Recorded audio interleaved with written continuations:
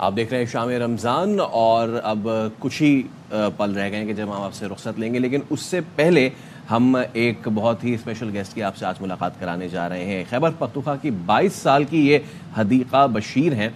इन्होंने global citizen youth leader award हासिल किया है और ऐसा करने वाली वो पहली खातून बन गई हैं। बिल्कुल, और हदीका बशीर को सनफी मसावात और कम उम्री की शादियों पर काम करने पर यह अवार्ड दिया गया और गुज़िश्ता 10 साल से जेंडर इक्वलिटी, कम उम्री की शादी और खवातीन के हुकूक पर काम कर रही हैं।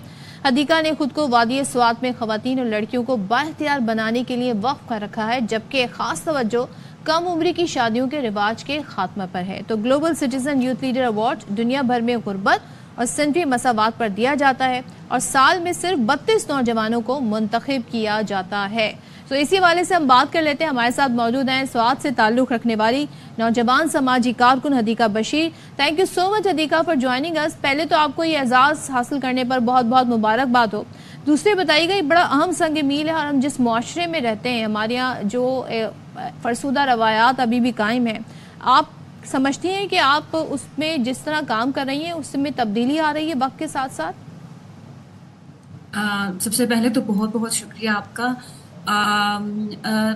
देखिए, हम माइंडसेट पे काम कर रहे हैं और ये माइंडसेट जो है ये बहुत अरसे से आ रहा है, तो उसमें चेंज लाना जो है वो मतलब बहुत जल्दी हम उसमें चेंज नहीं ला सकते, लेकिन जितनी से कोशिश हो रही है, हम पिछले 10 साल से जो है हम कम उम्री की शादी के खिलाफ समात में काम कर रहे हैं, तो लोगों की माइंडसेट में थोड़ी बहुत वो चेंज आई है। लोग अभी हमारा गूगल लीगल एड सेंटर है जहाँ पे हम उनको साइको सोशल असिस्टेंस प्रोवाइड करते हैं और रेफरल मैकेनिज्म है हमारा, तो वहाँ पे वो अपने मसले जो हैं अभी लाते हैं। पहले इस तरह होता था कि हमारे यहाँ मसलों को सिर्फ घर में हल करना और फिर उस पर खामोश होना होता था।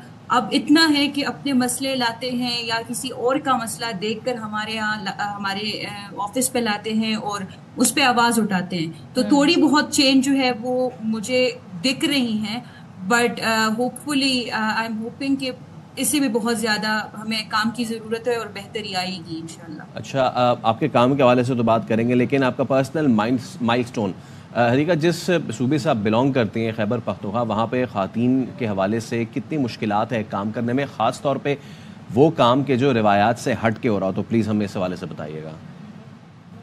सॉरी, मुझे आपकी आवाज़, अगर आप क्वेश्चन पर वापस अब क्लियर हूँ आपको? अब क्लियर हूँ मैं आपको? हेलो, जी जी जी, ओके। हदीका, मुझे ये बताइएगा कि जिस सूबे से आप बिलोंग करती हैं KPK से, वहाँ पे इस तरह की एक्टिविटीज़ करना वो कितना आसान या कितना मुश्किल है?